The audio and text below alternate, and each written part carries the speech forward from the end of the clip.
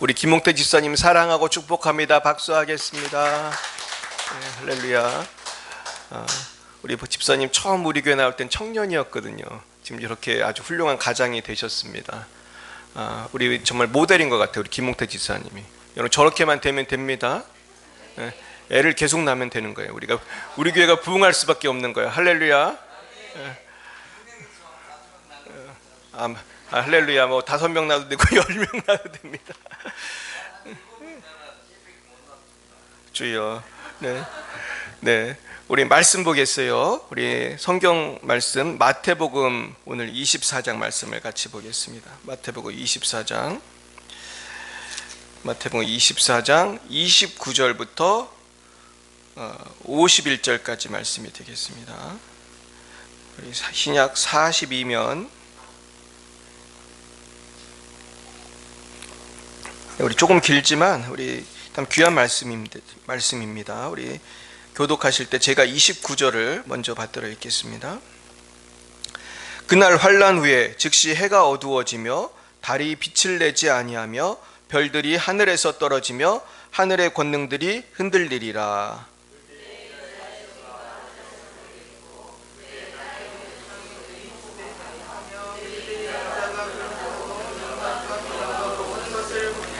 그가 큰 나팔 소리와 함께 천사들을 보내리니 그들이 그의 택하신 자들을 하늘 이 끝에서 저 끝까지 사방에서 모으리라.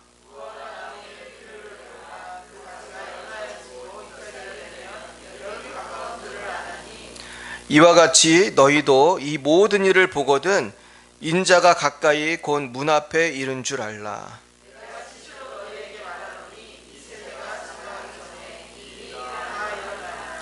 천지는 없어질지언정 내 말은 없어지지 아니하리라.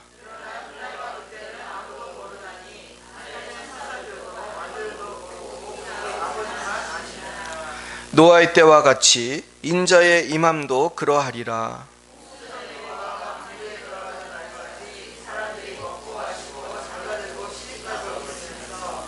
홍수가 나서 그들을 다 멸하기까지 깨닫지 못하였으니 인자의 임함도 이와 같으리라.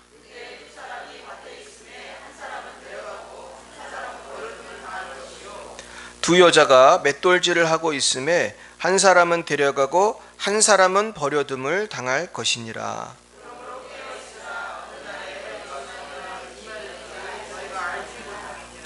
너희도 아는 바니 만일 집주인이 도둑이 어느 시각에 올 줄을 알았더라면 깨어 있어 그 집을 뚫지 못하게 하였으리라.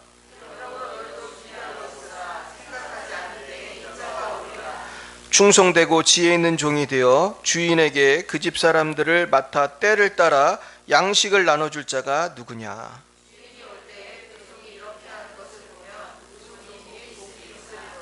내가 진실로 너희에게 이르노니 주인이 그의 모든 소유를 그에게 맡기리라. 동료들을 때리며 술 친구들과 더불어 먹고 마시게 되면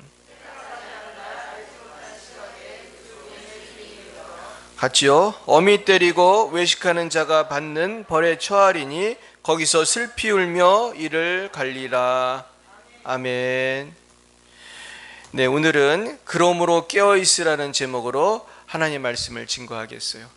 우리 따라해 볼까요? 그러므로 깨어있으라. 할렐루야. 제가 오늘 무슨 말씀을 전할까 이제 기도하는데 하나님께서 이 종말에 대한 말씀을 전하라 그런 말씀을 주셨어요. 사실 지금 우리나라가 굉장히 어렵고 혼란스럽습니다. 정치적으로도 혼란스럽고 뭐 경제적으로도 굉장히 어렵고 젊은이들 취직도 안 되고 그래서 최근에 이렇게 어려운 적이 있었나 그런 생각이 들고요. 근데 미국도 어렵고 지금 전 세계적으로 다 이렇게 어려운지 모르겠어요. 근데 지금 보니까 제일 문제는 경제적으로 어려운 건 돈 벌면 되고 몸 아프면 치유되면 되는데 우리 성도들조차 방황하고 있고 갈라져 있어 보니까 요즘같이 이렇게 갈라지는 게 심한 지역이 없어요. 근데 저도 우리 형도 있고 누나도 있고 저도 이제 가족들인데 가족들 간에도 정치 얘기할 수 있어요 없어요? 참 어려워. 이거 거의 그 싸움이 나기 때문에 아주 조심해야 돼. 그러니까 그런데 제가 기도하면서 그럼 주님 어떻게 해야 돼요? 근데 주님이 지혜를 주시더라고. 중요한 거는 이렇게 혼란스럽고 방향을 모를 때는 더 높은 비전, 정말 우리가 가야 될 종말의 때를 얘기해야 된다는 거예요. 그래서 여러분, 우리가 숲에서 길을 잃으면 어떻게 하면 길을 찾는지 아세요? 어디로 가야 돼요? 높은 데로 일단 가가지고 이제 사방을 봐야 되겠죠. 그래가지고 내가 지금 어디에 있나? 이 숲에 있으니까 내가 길을 모르겠는데, 그러면은 내가 요 앞에 있는 나무를 보고 가야 돼요? 저 멀리 있는 산을 보고 가야 돼요? 멀리 있는 걸 봐야 된대요.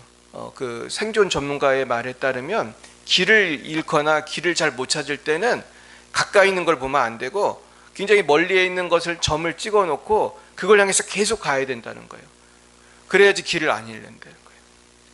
그러니까 우리도 마찬가지예요. 지금 뭐 어떤 사람은 민주당 지지하고 어떤 사람은 국민을 지지하고 어떤 사람은 다 싫고 뭐 다 싫다 그런 사람도 있고, 그렇다면은 우리가 이렇게 혼란할 때 어떻게 내가 바른 판단을 할 수 있나? 그것은 일단은 하나님 말씀인 줄 믿습니다. 하나님 말씀대로 사시면 돼요. 그리고 우리 하나님께서 우리를 어디로 인도하냐면 종말의 때로 인도하고 계신 거예요. 그래서 우리가 종말의 때를 아는 것이 굉장히 중요해요. 근데 제가 이제 오늘 하는 설교는 조금 지루할 수도 있고 어려울 수 있는데 굉장히 중요한 거예요. 제가 이거를 정말 수년을 공부했어요. 종말론 같이 어려운 게 없어. 근데 공부하면 공부할수록 하나님이 주시는 자유와 평강이 있었어요. 할렐루야. 종말론을 잘못 이해하면요, 세상에 이렇게 무서운 게 없어. 왜냐면 대환란 온다고 그러지 뭐. 또 영화도 막 나오고 막 어떻게 되는 거야. 종말의 때 적그리스도가 온다고 그러지. 뭐 어떤 사람은 뭐 666을 찍어야 되느니 마느니 막 걱정을 해. 근데 여러분, 그게 걱정할 필요가 없어요. 제가 이 성경을 공부하면서 내가 하나님 앞에 기도하면서 물론 뭐 내가 100% 다 맞는다고 하기는 어렵겠지만 저는 이런 해석이 맞다고 생각해. 제가 그냥 수년을 공부하고 유학하면서 지금도 공부합니다. 계속 공부하면서 제가 얻은 아주 중요한 종말의 시나리오에 대해서 오늘 얘기할 건데, 이 설교는 제가 볼 때 너무너무 중요한 설교라고 생각하고, 이 설교를 통해서 여러분 자유를 누리기 바라고 비전을 발견하기 바랍니다. 결국은 해답은 다 성경에 있는 것입니다. 자, 그래서 우리 한번 말씀 29절부터 한번 보겠습니다. 한번 보여주시죠. 읽어봅니다. 시작. 그날 환란 후에 즉시 해가 어두워지며 달이 빛을 내지 아니하며 별들이 하늘에서 떨어지며 하늘의 권능들이 흔들리리라.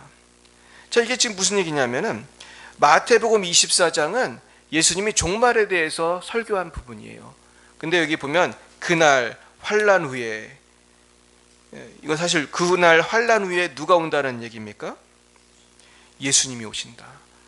이거는 대환란이 끝나고 나서 예수님이 오시는데, 예수님 오시기 전에 해가 어두워진다고 그랬어요. 달이 빛을 내지 않고 별들이 하늘에서 떨어지고 하늘의 권능이 흔들리리라. 저는 우주적인 큰 변화가 있는 거예요. 그러니까 이쯤 되면 예수님 오시는 거 모를 사람 있겠어요? 없겠어요? 뭔가 큰일이 일어나는구나. 왜 햇빛이 갑자기 안 보이지? 왜 달빛이 저렇지? 왜 하늘에서 별들이 떨어지지? 이쯤 되면 다 알 거예요. 근데 이렇게 예수님은요, 재림하실 때 조용하게 오시는 게 아니고 천지가 개벽하게 오시는 거예요. 그러니까 이단 교주들, 내가 예수라고 하는 사람들은 진짜겠어요? 가짜겠어요? 가짜예요. 왜냐하면 이런 일 안 생겼잖아 지금. 그러니까 지금 재림주라고 주장하는 사람이 제가 알기로 한국에만 20명이 넘어요. 근데 다 가짜예요, 이 사람들. 왜냐하면 지금 이런 해가 빛을 잃고 별이 떨어지는 일이 있어요, 없어요? 그리고 대환란이 있어요, 없어요? 아직 안 왔잖아요. 그러니까 우리가 예수님이 재림하기 전에는 반드시 있어야 될 게 대환란이 있어야 되고, 그리고 해가 빛을 잃고 달이 빛을 잃고 막 우주가 흔들리는, 그냥 아무리 머리 나쁜 사람도 알 수 있는 사인이 있다는 거예요. 그러니까 아직은 때가 된 거예요, 안 된 거예요? 아직 안 된 거예요. 아직 주님 안 오셨어요. 물론 우리 마음엔 계시지만, 성령으로는 계시지만 주님이 재림을 하는 거는 아직 안 됐다는 거예요. 할렐루야. 근데 이제 문제는 뭐냐면은 이 환란이라는 걸 사람들이 너무나 무서워해요. 그래서 제가 몇 년 전에 뉴스를 봤는데 어떤 일부 기독교인들이 봉고차에서 발견이 됐는데 자살을 했어. 그래가지고 봉고차에 불을 질렀나 어떻게 했나 했더니 집단으로 죽은 거예요. 그러니까 숫자가 많지는 않겠지. 봉고차에서 몇 명이나 들어가겠어요. 근데 이 사람 알고 조사를 해봤더니 이분들을 이끌었던 그 목자가 성경을 좀 이상하게 해석하는 사람이에요. 그래서 성경 공부를 가르친 거야. 그 몇 명 모르에다 놓고. 이제 대환란이 올 건데 대환란이 오면은 너무 고성 들어오니까 어떻게 하자고 했겠어요? 그 전에 같이 죽자 그런 거야. 이게 얼마나 어리석은 짓이에요. 그 멀쩡한 사람들이 그 이상한 사람 만나가지고 자살을 한 거야. 대환란 오기 전에 죽자고 그래가지고. 실제로 죽었어요. 근데 이 사람만 그런 게 아니고 많은 이단 교주들이 이 종말론 갖고 장난을 쳐요. 신천지도 마찬가지예요. 신천지도 종말론 갖고 장난치는 거예요. 근데 사실 신천지 내용을 공부해오면 황당하기 그지 없습니다. 그 사기꾼이 그 여자친구가 얼마나 많았는지 알 수 없어요. 근데 노인네가 기운은 참 좋은 것 같아요. 근데 이 노인네가 80도 넘었는데 자기는 안 죽는다고 그러고, 그리고 자기가 거의 그 성령인 것처럼. 근데 여러분 그 공부해 보면은 종말론을 정말 모르기 때문에 그걸 따라가는 거거든요. 새 하늘과 새 땅 그러면서 막 다 거짓말이에요. 근데 우리가 그런 이단들이 많이 나오는 이유는 저는 그 원인이 한국 교회에도 있다고 생각해요. 한국 교회가 종말론을 잘 못 가르쳤기 때문이에요. 근데 내가 그 이유를 알겠어. 공부해 보니까 종말론이 너무 어려워요. 너무 어려워. 제가 신학 박사잖아요. 제가 조직 신학을 가르치거든, 대학에서. 근데 내가 신학 박사라도 내가 봐도 어려워. 이건 보통 사람이 풀기가 참 힘든 거예요. 근데 하나님께서 바울이라고 하는 분에게 지혜를 주셔서 바울이 종말론을 굉장히 쉽게 설명을 했어요. 그게 데살로니가 전서에 있어요. 보겠습니다. 자, 이게 오늘의 핵심 구절이에요. 이것만 알아도 우리가 그런 이상한 짓을 안 할 수 있어요. 함께 읽어보겠어요? 시작. 우리가 주의 말씀으로 너에게 이것을 말하노니 주께서 강림하실 때까지 우리 살아남아 있는 자도 다른 자보다 결코 앞서지 못하리라. 주께서 호령과 천사장의 소리와 하나님의 나팔 소리로 친히 하늘로부터 강림하시리니 그리스도 안에서 죽은 자들이 먼저 일어나고 자는 그 후에 우리 살아남은 자들도 그들과 함께 구름 속으로 끌어올려 공중에서 주를 영접하게 하시리니 그리하여 우리가 항상 주와 함께 있으리라. 아멘. 데살로니가 전서가 나올 때까지는 사실은 예수님의 그 설교만을 의지하고 아니면 구약에 있는 다니엘이라든지, 근데 굉장히 어려워요. 다니엘서를 저도 공부해봤는데 너무너무 어려워. 더 헷갈려 읽으면은. 예수님의 설교도 정확하게 어떤 시나리오를 정확히 말씀을 물론 하긴 하셨는데 이렇게 아무리 읽어도 이해가 잘 안 가는데, 이 사도 바울은 굉장히 이해하기 쉽게 예수님의 오심을 이렇게 표현하고 있어요. 자, 보겠어요? 자, 여기 보면은 주께서 여기 보면은 먼저 이런 말이 있어요. 주께서 강림하실 때까지 우리 살아남아 있는 자도 자는 자보다 결코 앞서지 못하리라. 자, 자는 자는 누굴 말하는 거겠어요? 죽은 자를 말하는 거예요. 그리스도 안에서 자는 자라는 거는 그 그리스도 안 예수님을 믿는 먼저 죽은 성도를 말해요. 그러니까 지금 부활을 하는 장면을 지금 묘사하고 있는데, 부활을 할 때에 그리스도 안에서 죽은 자들이 먼저 일어난다고 분명히 얘기하고 있어요. 그리고 그래서 내가 자는 성도의 부활이라고 써놨어요. 그리고 그 후에 우리 살아남은 자들도 그들과 함께 구름 속으로 끌어올려 공중에서 주를 영접하게 하시리니 그랬습니다. 그러니까 여러분 여기 보면은 예수님이 재림할 때 부활도 일어나는 건데, 특별히 이 부분에서 우리가 주의해야 될 거는, 여기도 주께서 호령과 천사장의 소리와 하나님의 나팔 소리로 하늘로부터 강림하실 거야. 하늘로부터 천국에서 이렇게 이제 강림하시는데, 그 우리 성도들을 만나시는 그 장소가 공중이라고 지금 성경에 나와 있어요. 맞습니까? 공중이라고 나와 있어요. 이게 되게 중요한 거예요. 이 부분이. 이것만 잘 알면은 우리 헷갈리지 않아요. 예수님이 재림하시는 그 시나리오 중에 제일 먼저 있는 일이 지금 이 부분인데, 예수님이 오실 때 구름 속으로 구름에 계신 거예요. 지금 예수님이 공중에 계신 거예요. 예, 영어로는 에어, 공중에 계신데 거기에서 이제 사람들을 만나는데, 사람들이 일단 예수님 믿고 죽은 사람들이 먼저 일어나게 하시고 그 후에 살아남은 자들도 그들과 함께 구름 속으로 끌어올려졌다고 그랬어요. 그래서 거기 그 공중에서 주님을 만나게 된다. 주를 영접하게 된다. 이것이 바울이 말하는 예수님의 재림의 장면이에요. 자, 그 다음 보여주세요. 제가 이거를 인터넷에 찾은 거예요. 한번 이렇게 상상할 수 있어요. 주님이 재림하실 때 우리가 이렇게 올라가서 주님을 만나게 되지 않겠나. 여러분 기대되십니까? 이때 다 올라가는 거 아니에요. 준비가 돼야지 올라가. 안 올라가는 게 문제, 안 올라가는 게. 준비가 안 되면 이제 못 올라가는 거야. 그러면 이제 놀라운 일이 생기는 거지. 이제. 그 다음 보여주세요.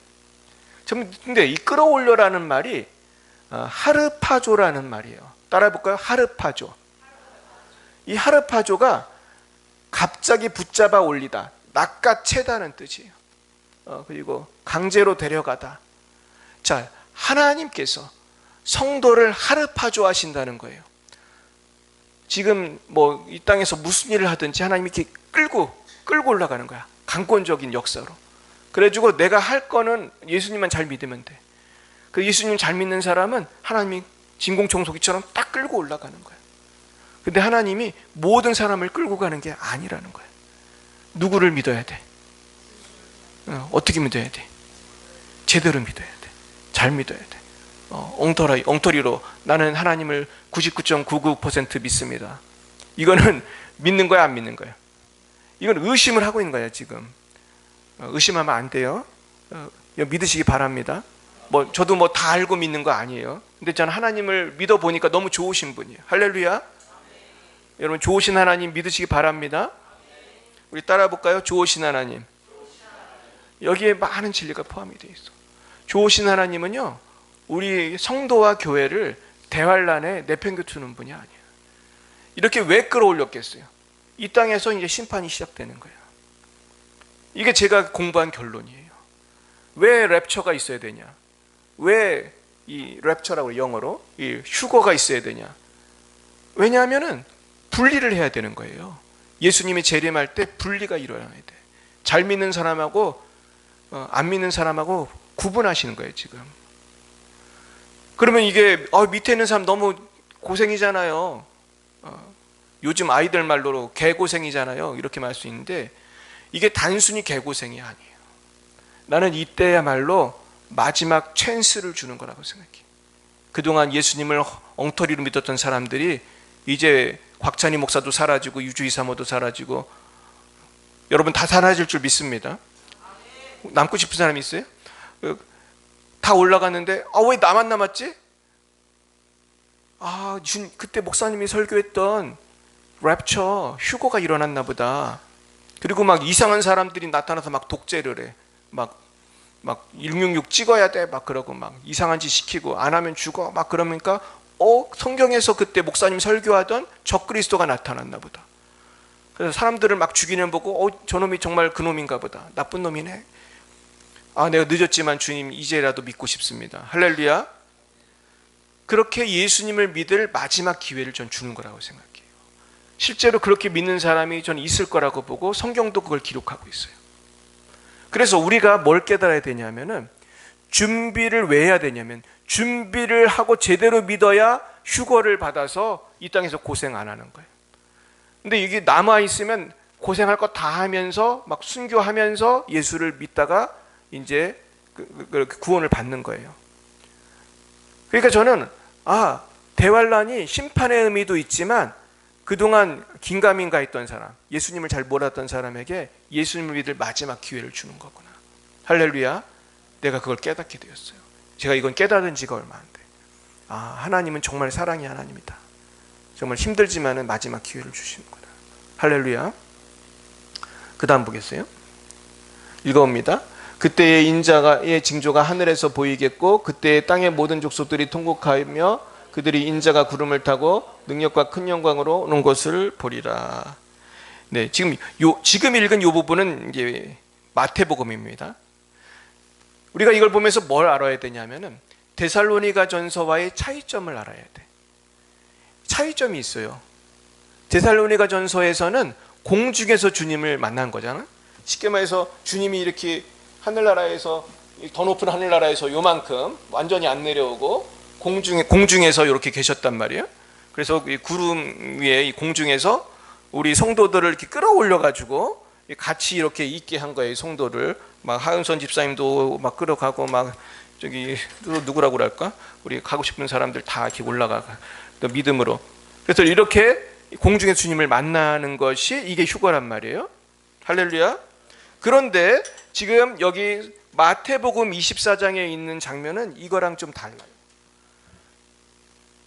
구름을 타고 큰 능력과 큰 영광으로 내려오시는 거예요. 이거는 할렐루야. 예수님이 공중에 계시다가 내려오시는 거예요. 그래서 이 땅을 심판하시는 거예요. 진짜로.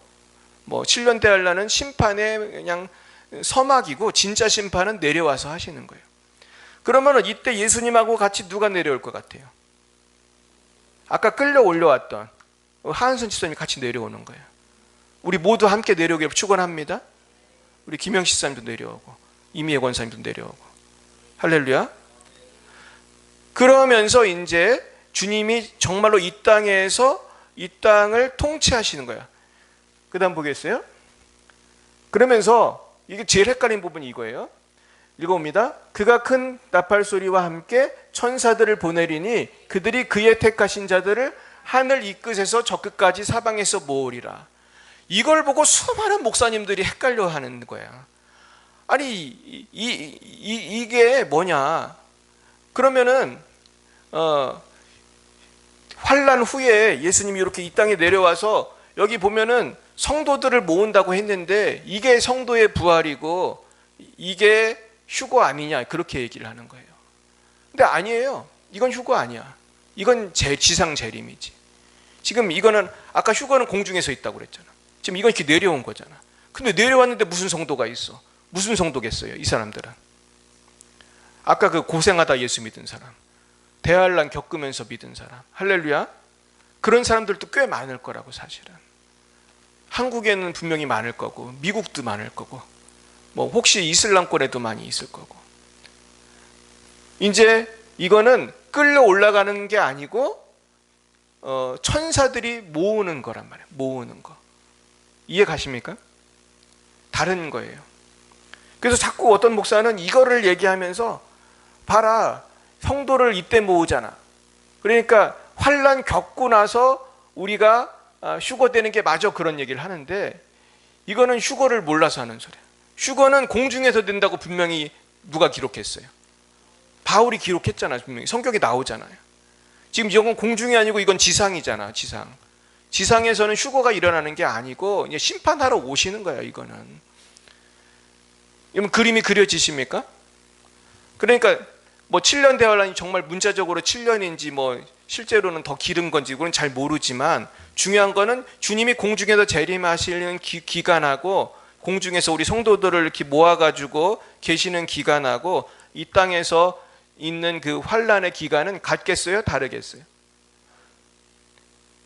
이해를 잘 못하시네. 다시 설명해야 되잖아. 그러면은 예수님이 지금 재림을 해서 지금 공중에서 성도들을 모았단 말이야. 한선 집사님도 모으고 김영수 집사님도 모았어. 그러면 이 아래는 뭐가 일어나는 거야? 지금 환란이 일어나는 거야. 그러니까 환란 기간 동안 우리는 주님과 함께 있는 거예요. 이걸 뭐 어린 양의 혼인잔치 그렇게 말을 합니다 보통. 그러니까 우리가 이제 이렇게 다시 내려올 때까지 이 땅에선 대환란이 있는 거고 우리는 주님과 함께 있는 거고. 할렐루야. 이해 가시죠? 그러니까 예수님을 안 믿는 사람에게는 대환란이 7년 정말 대환란이지만 주님을 믿고 준비한 사람에게는 그 기간이 골통의 기간이 아니라 천국의 기간이라고. 할렐루야. 이게 굉장히 큰 차이가 있어요. 그런데 그러려면 어떻게 해야 되느냐? 준비를 해야 된다는 거예요. 여러분, 평소에 주님을 잘 믿어야 된다는 거예요. 평소에 교회를 잘 다녀야 된다는 거예요. 평소에 목사님 말을 어떻게 해야 된다는 거예요? 하나님 말씀을 잘 믿으시기 바랍니다. 뭐 저는 부족하고 실수도 하고 그러지만은 제가 적어도 설교단에 와서는 주님의 말씀을 전하려고 하잖아. 그죠? 그러니까 우리가 서로 우리 다 함께 예수님을 잘 믿으면 될 줄 믿습니다. 그런 보상이 있는 거예요. 그 다음 보겠어요? 자, 그래서 무화과 나무의 비유를 배우라. 그 가지가 연하여지고 잎사귀를 내면 여름이 가까운 줄 아나니 이와 같이 너희도 이 모든 일을 보거든 인자가 가까이 문 앞에 이른 줄 알라. 근데 여러분, 늦게 알으면 소용이 없어. 그죠? 미리 알고 대비해야지 의미가 있습니다. 지금 적그리스도가 와서 우리를 다 죽이네? 그때 알면 못 할 거야. 그때 고생 다 하는 건데. 그 전에 알아야 할 줄 믿습니다. 그 다음 보겠어요? 그러면 우리는 어떻게 살아야 될까? 37절 시작. 노아의 때와 같이 인자의 임함도 그러하리라.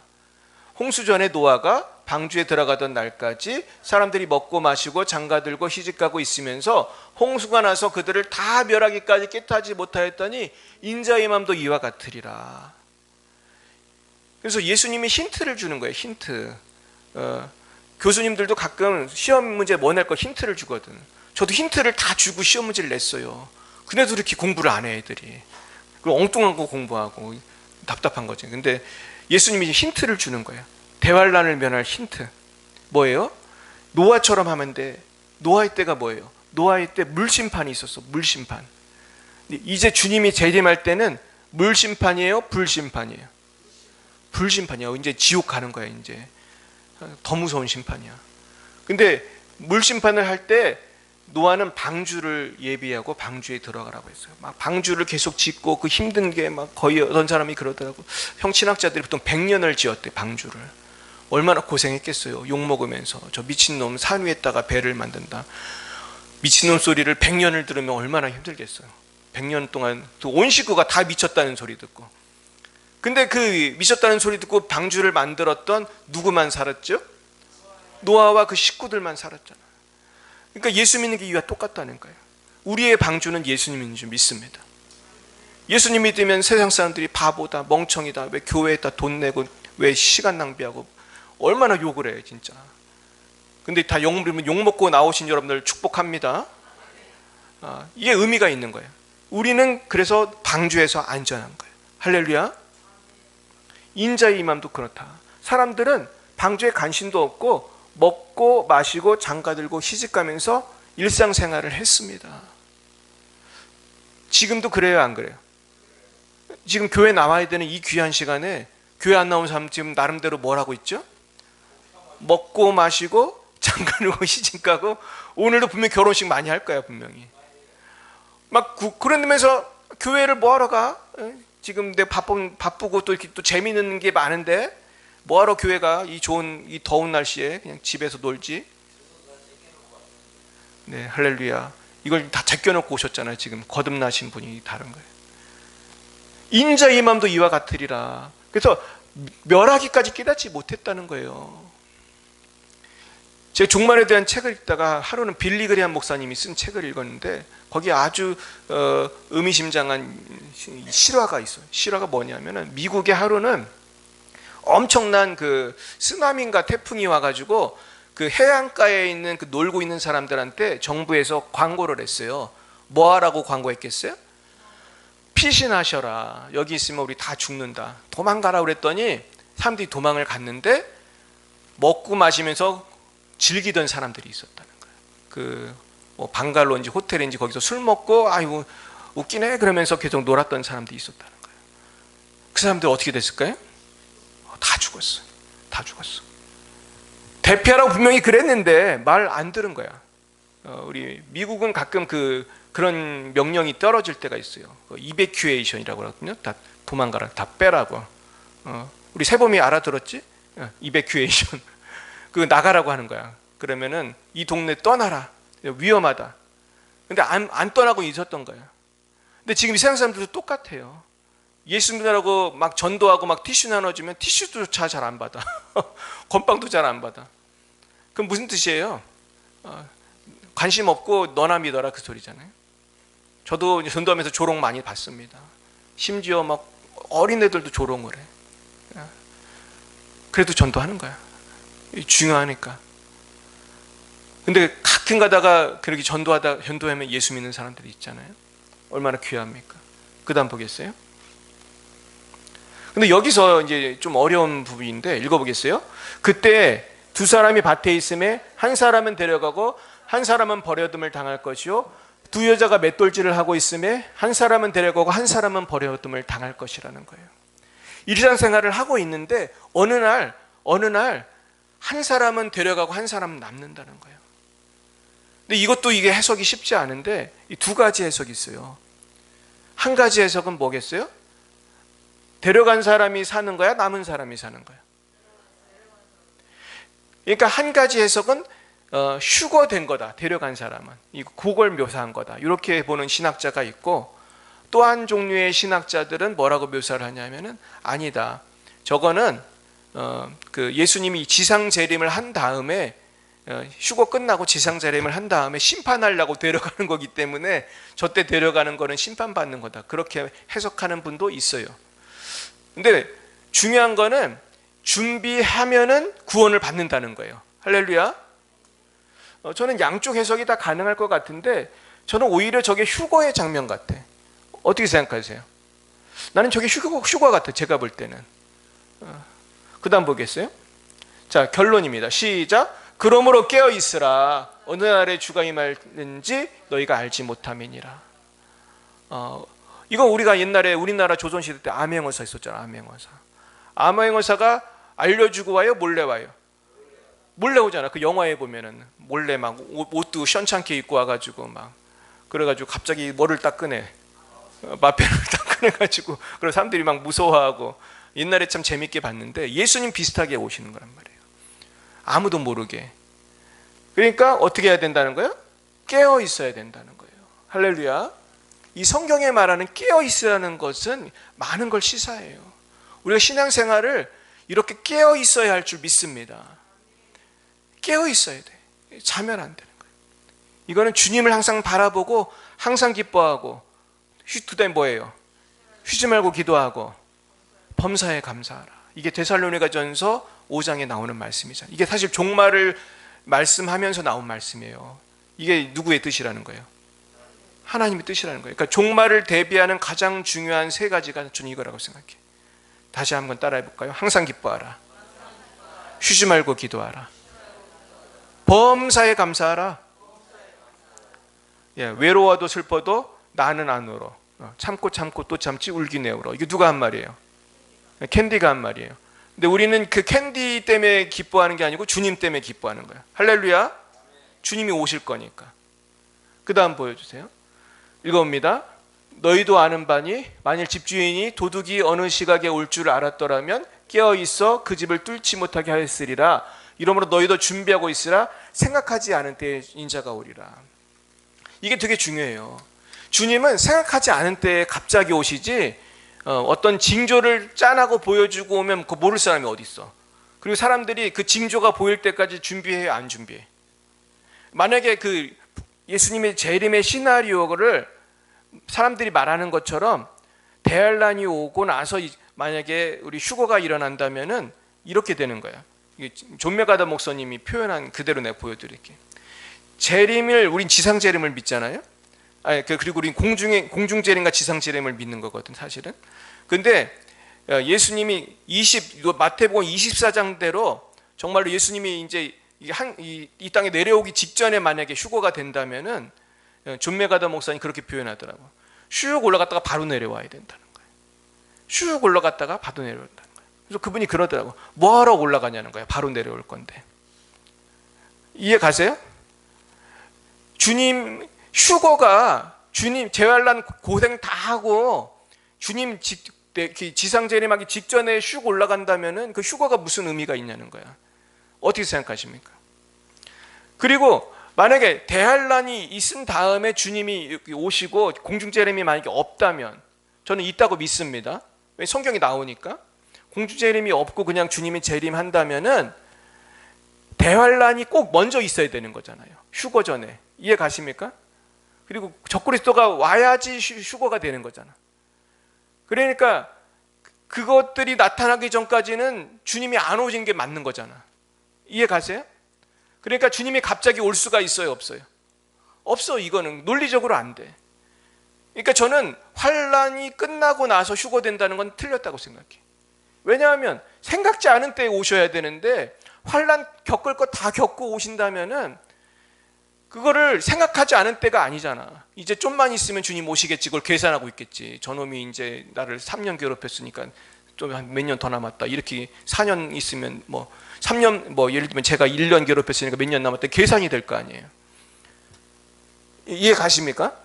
그러니까 저는 성경대로 믿으면 된다고 생각해요. 성경대로 주님은 갑자기 오시는 거예요. 갑자기 저와 여러분을 끌어당겨. 이게 휴거인 거예요. 할렐루야. 그게 오늘일 수도 있고 내일일 수도 있는 거예요. 그리고 나서 이 땅에 심판이 돼가지고 대환란이 있고 고생하고 고생할 거 다 한 다음에 우리는 다시 여기 내려오는 거예요. 이해 가십니까? 그 다음 보여주세요. 그래서 그럼 우리는 어떻게 살아야 될까? 읽어봅니다. 충성되고 지혜 있는 종이 되어 주인에게 그 집 사람들을 맡아 때를 따라 양식을 나눠줄 자가 누구냐? 주인이 올 때 그 종이 이렇게 하는 것을 보면 그 종이 복이 있으리로다. 내가 진실로 너에게 이르노니 주인이 그의 모든 소유를 그에게 맡기리라. 제가 사실은 이 종말론을 공부하면서 웨인 그루뎀이라는 유명한 교수가 쓴 책을 읽었는데, 그 책이 되게 두꺼워요. 근데 저는 주로 종말론을 많이 읽어봤는데, 그 목사님이 아주 천재적인 아주 학자야. 이분이 신학계에서 아주 유명한 사람이에요. 되게 오래 살았어. 100살도 넘게. 근데 이분이 뭐라고 계속 쓰고 있냐면은, 주님은 갑자기 오신다. 주님은 언제든지 오실 수 있다. 이걸 계속해서 쓰고 있어요. 그러면서 이런 설도 있고 이런 설도 있고 이런 설도 있고 쭉 설명을 하는데, 내가 그 책을 읽으면서 뭐라고 생각했냐면, 주님이 갑자기 오신다는 거를 설명하는 설이 맞는 거다. 할렐루야. 그러려면은 휴거는 있어야 되고, 휴거가 환란 전에 있어야 되는 거예요.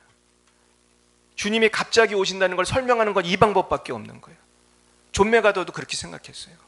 주님이 갑자기 오시려면은 아무런 징조도 필요 없어야 돼. 사인리스라고 써 있어. 사인리스, 영어로. 어떠한 사인도 없고 갑자기 오셔야 되는 거야. 그래야 갑자기 오시는 게 된다는 거예요. 이해 가세요? 그래서 우리는 주님이 갑자기 오실 수 있고 언제나 오실 수 있다는 것을 믿고 준비해야 할 줄 믿습니다. 아멘이세요? 이게 굉장히 중요한 거예요. 그래서 우리는 충성되고 지혜 있는 종이 돼서 주님의 말씀을 전하고 사람들을 말씀으로 양육하고 사랑으로 양육하고 예수님 믿도록 도와줘야 할 줄 믿습니다. 그 다음 보겠어요. 만일 그 악한 종이 마음에 생각하기를 주인이 더디오리라 하여 동료들을 때리며 술친구들과 더불어 먹고 마시게 되면 생각하지 않은 날 알지 못하는 시각에 그 종의 주인이 이르러 어미 때리고 외식하는 자가 받을 벌에 처하리니 거기서 슬피 울며 이를 갈리라. 주님이 언제 오실지 모른다. 아직도 멀었다 이러면서 나태한 생각을 가지면서 친구들을 괴롭히고 나쁜 짓을 하다가는 주님이 암행어수처럼 갑자기 올 때 심판을 면할 수가 없다는 거예요. 여러분, 예수님을 평소에 잘 믿어야지 될 줄 믿습니다. 이 설교하는 목사도 마찬가지예요. 내가 여러분들 앞에서 내가 죄를 져야 안 져요? 절대로 거의 죄를 안 짓잖아요. 내가 뭐 거룩한 척 하잖아 지금. 근데 물론 저는 열심히 기도하고 설교하지만은 우리가 남들 앞에서는 누구나 잘할 수 있어요. 근데 뭐가 문제죠? 언제가 위험한가요? 언제가? 혼자 있을 때, 나 혼자 생각할 때, 나 혼자 핸드폰 볼 때. 할렐루야. 예수님을 평소에 잘 믿는 게 중요한 거예요. 믿으시기 바랍니다. 생각하지 않은 날, 알지 못하는 시각에 누가 오신다는 거예요? 주님이 오신다는 거예요. 그 다음, 그가 큰 나팔 소리와 함께 천사들을 보내리니 그들이 그의 택한 자들을 하늘 이 끝에서 저 끝까지 사방에서 모으리라. 이제 지상 재림하면은 천사들을 보내서 그 중에서 또 택하신 자들을 또 알곡과 그 가라지를 추리는 일이 하신다는 거예요. 그 다음, 그런데 제가 성경에서 뭘 찾았냐 하면 재림에 대해서 굉장히 복스러운 날이다, 좋은 날이다 이렇게 표현한 성경이 많이 있어요. 그래서 여러분, 재림은 무서운 날이 아니고 성도에게는 좋은 날인 줄 믿습니다. 읽어봐요. 디도서 2장 13절 시작. 복스러운 소망과 우리의 크신 하나님 구주 예수 그리스도의 영광이 나타나심을 기다리게 하셨으니. 자, 이게 뭐예요? 예수님이 나타나시는 날이 복스러운 소망의 날이라는 뜻이에요. 이해 가십니까? 그러니까 휴거를 믿어야 되는 거예요. 할렐루야. 그 다음 데살로니가전서 1장 10절 시작.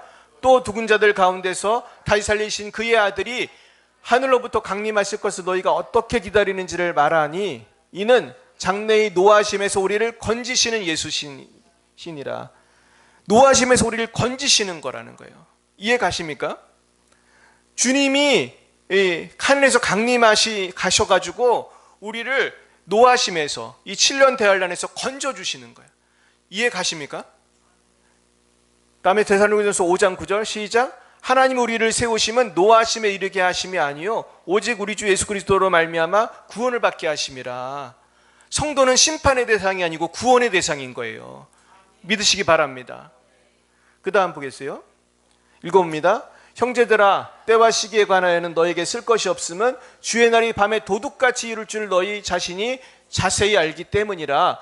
그들이 평안하다 안전하다 할 때에 그때에 임신한 여자에게 해산의 고통이 이른과 같이 멸망이 갑자기 그들에게 이르리니 결코 피하지 못하리라. 그렇죠. 그날이 도둑같이 이른다는 거예요. 준비하시길 바랍니다. 그 다음 여기 보면 누가복음에서는 주님이 재림의 때가 노아의 때와 비슷하고 롯의 때와 비슷하다고 그랬어요. 이게 굉장히 중요해요. 읽어봅니다. 노아의 때에 된 것 같이 인자의 때에도 그러하리라. 노아가 방주에 들어가던 날까지 사람들이 먹고 마시고 장가들고 시집가더니 홍수가 나서 그들을 다 멸망시켰으며. 요거는 우리가 아까 설명했죠. 그 다음 또 롯의 때와 같이 롯을 보여주세요. 때와 같으리니 사람들이 먹고 마시고 팔고 심고 집을 짓더니 롯이 소돔에서 나가던 날에 하늘로부터 불과 유황이 비오듯 하여 그들을 멸망시켰느니라.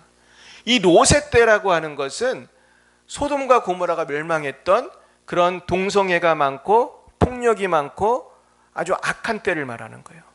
지금이 그런 때가 됐어요, 안 됐어요? 됐죠. 지금 동성애가 이렇게 창궐한 적이 역사상 있었어요, 없었어요? 없었잖아. 지금 학교에서 동성애 하는 법을 가르치는 시대가 됐어. 우리나라에서도 가르친대요.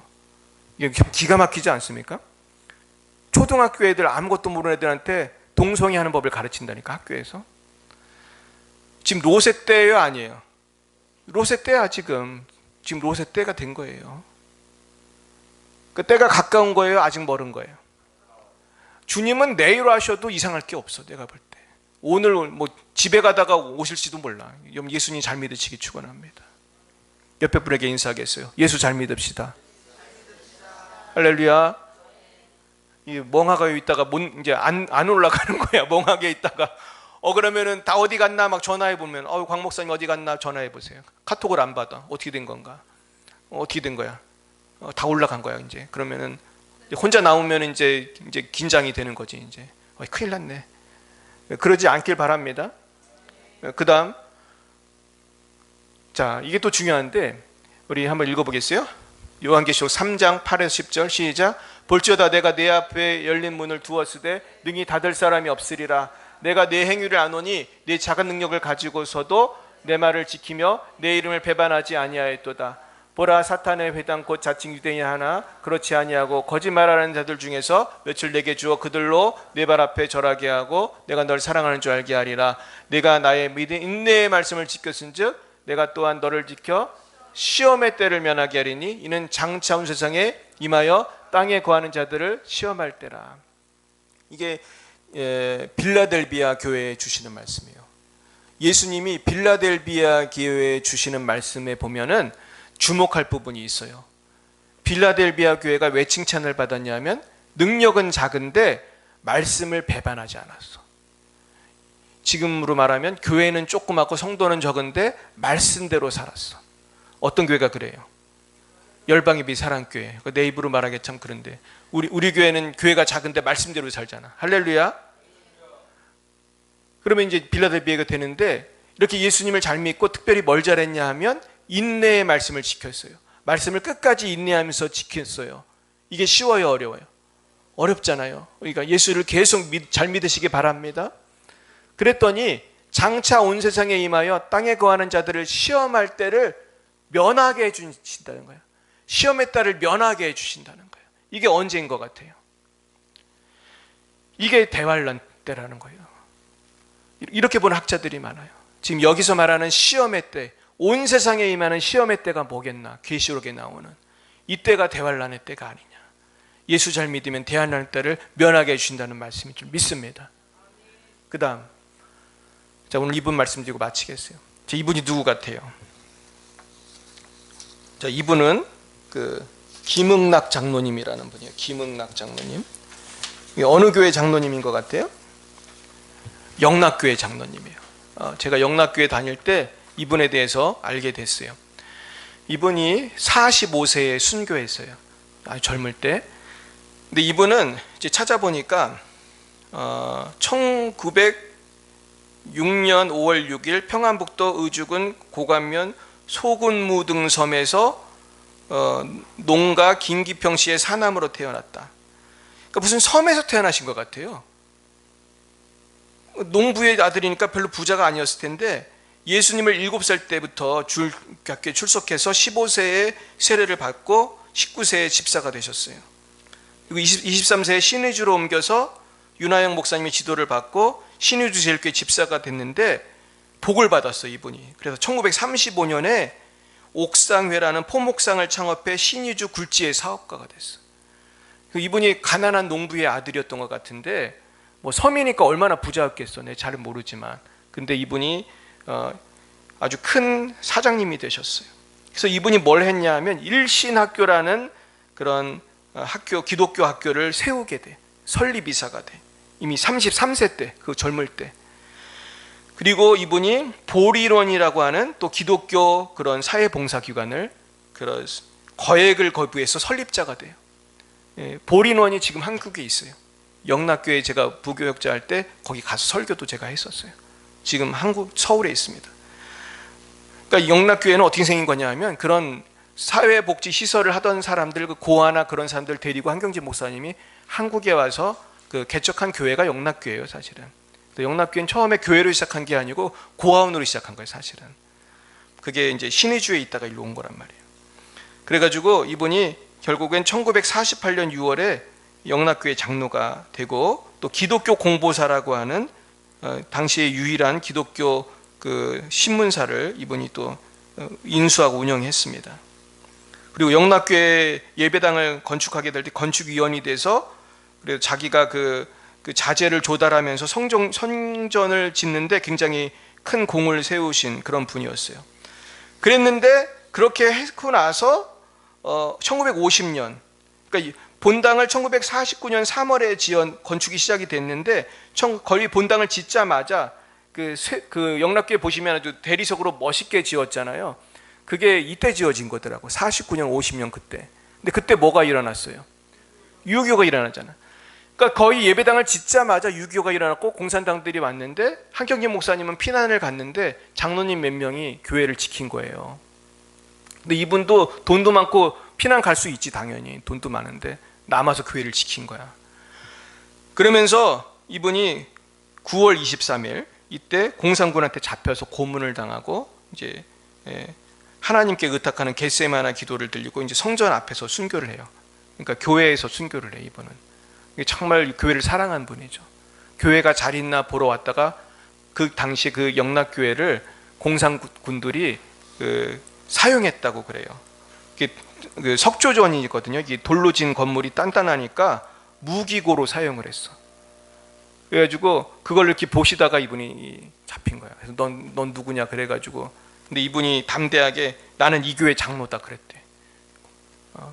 지나간 사람입니다. 그랬으면 살았을지 몰라. 근데 나는 이 교회 장로다. 그러니까 공산당이 그 영락교회 그 계단에 끌고 가가지고 넓은 데서 이제 죽이는데, 그 부분을 제가 자료를 찾아서 읽어보니까 제가 조금만 소개해드리겠습니다. 이분이 이제 교회 근방에 있는 교인을 신방하려고 가다가 그냥 갔으면 됐는데 예배당을 그냥 지나칠 수 없어서 발길을 교회로 돌렸다. 교회 문이 굳게 잠겨 있었고 교회 군에는 인민군이 철수했는지 조용해가지고 교회 문을 두드렸어요. 왜 두드려? 그거를 그냥 보면 되는데 두드려가지고 그러니까 그 당시에 고필룡 장로 부인이 급히 달려와 다급하게 말했어요. 빨리 돌아가세요. 아직도 인민군들이 예배당 안에 있어요. 이랬어요.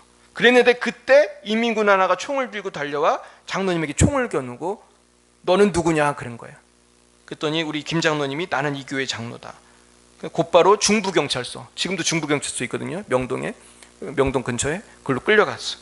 가가지고 갔더니 김인모 장로의 아들 김만이라는 청년도 끌려왔어요. 그래서 얻어 터져서 피투성이가 됐어. 이 장로님이 그 경찰서에서 일단은 죽도록 맞은 거야.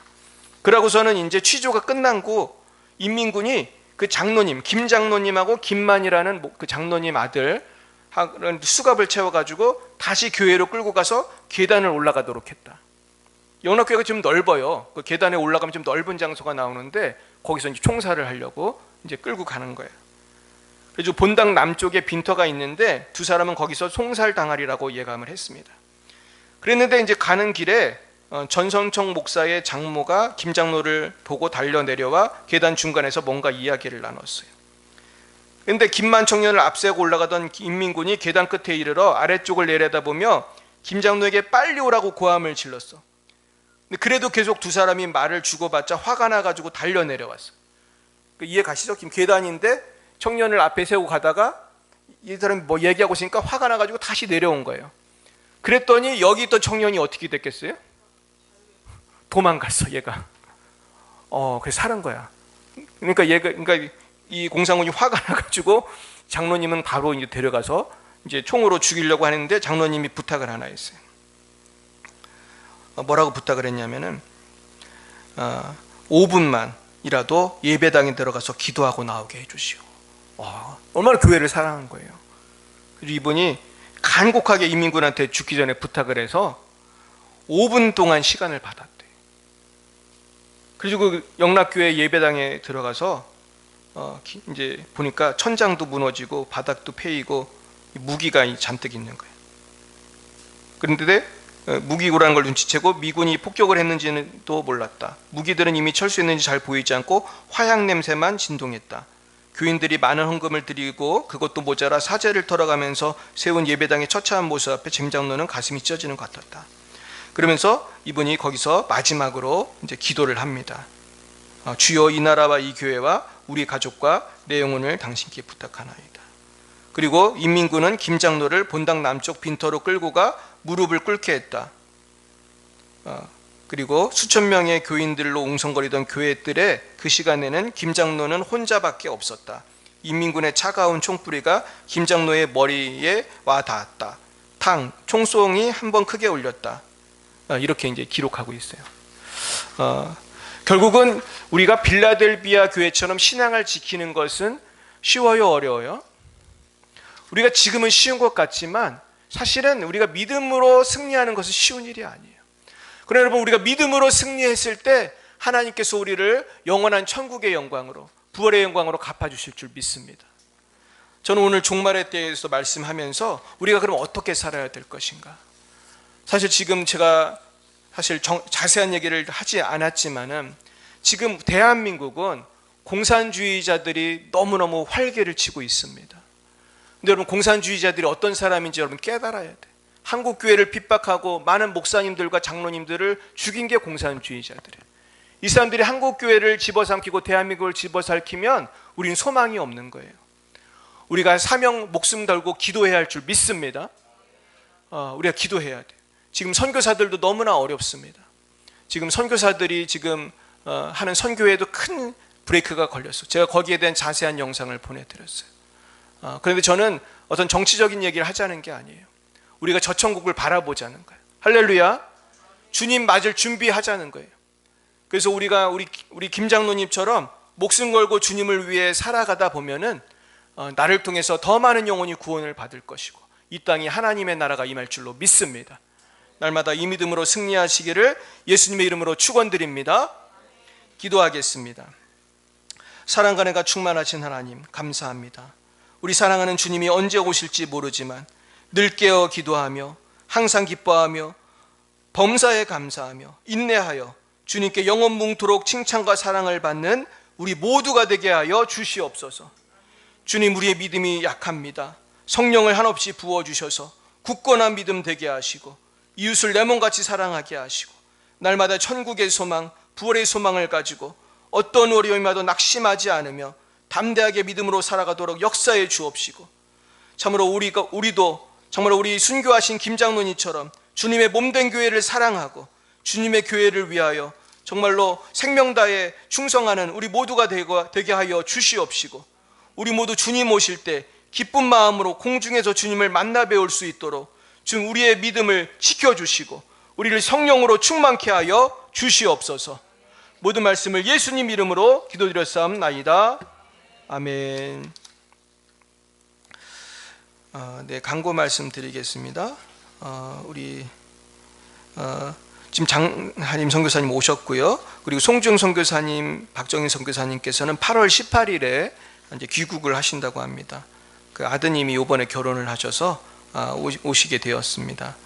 그리고 오늘부터 16, 17, 18 우리 청년 다니엘 캠프가 있습니다. 우리 인솔자로 참석하시는 하은선 집사님과 우리 영은 자매, 유민 자매, 시온 자매님을 위해서 많은 기도를 부탁드립니다. 네, 우리 옆에 분에게 인사하겠습니다. 쉬지 말고 기도합시다. 네, 한 번 더 할까요? 항상 기뻐합시다. 네, 뭐가 남았죠? 범사에 감사합시다. 할렐루야. 네, 다 일어나셔서 찬송가 50장 부르심으로 예배를 마치겠습니다.